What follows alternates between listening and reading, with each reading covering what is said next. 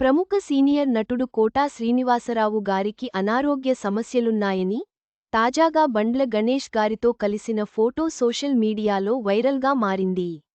ఆయన ఆరోగ్య పరిస్థితి చూసి అభిమానులు ఆందోళన చెందుతున్నారు. సీనియర్ నటుడు కోటా శ్రీనివాసరావు చాన్నాళ్లుగా సినిమాలకు దూరంగా ఉన్నారు.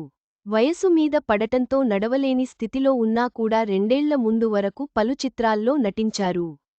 చివరగా 2023లో వచ్చిన సువర్ణ సుందరి మూవీలో కనిపించారు. తర్వాత నుంచి పూర్తిగా ఇంటికే పరిమితమయ్యారు.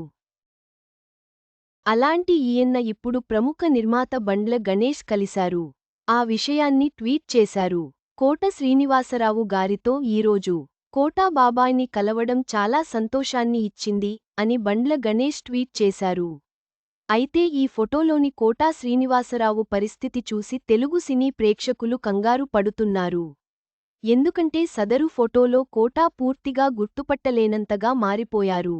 పాదానికి కట్టుతోనూ కనిపించారు. దీంతో ఏమైందా అని పలువురు నెటిజన్లు కామెంట్స్ పెడుతున్నారు. 1978లో వచ్చిన చిరంజీవి తొలి చిత్రం ప్రాణం ఖరీదు తోనే కోటా శ్రీనివాసరావు కూడా నటుడిగా కెరీర్ ప్రారంభించారు. అక్కడి నుంచి వందల కొద్ది సినిమాల్లో విలన్, సహాయ పాత్రలు చేస్తూ ఎంతో గుర్తింపు తెచ్చుకున్నారు.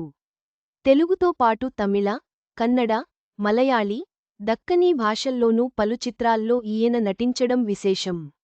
ఇప్పటికీ పాత సినిమాల సీన్లని యూట్యూబ్లో చూస్తుంటే అరే ఇంత మంచి నటుడు ఇప్పుడు ఎక్కడున్నాడా అనిపిస్తుంది. కానీ ఆయన మాత్రం అనారోగ్య సమస్యల కారణంగా తనకు ఇష్టమైన నటనని దూరం పెట్టాల్సి వచ్చింది. కోటా శ్రీనివాసరావు గారి ఆరోగ్యం గురించి అందరూ ఆందోళన చెందుతున్నారు. వీలైనంత త్వరగా కోలుకోవాలని ఆకాంక్షిద్దాం.